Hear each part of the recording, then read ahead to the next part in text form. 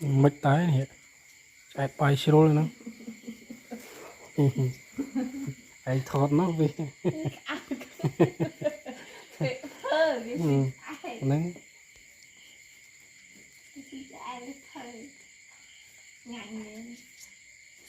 rồi anh nó liền nó không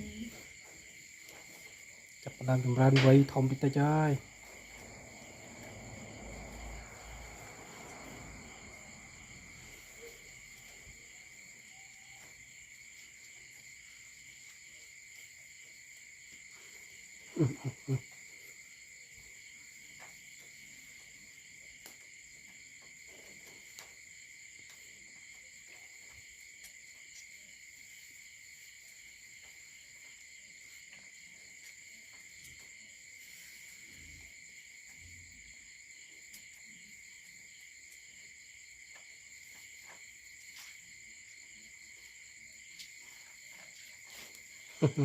ai kêu đâu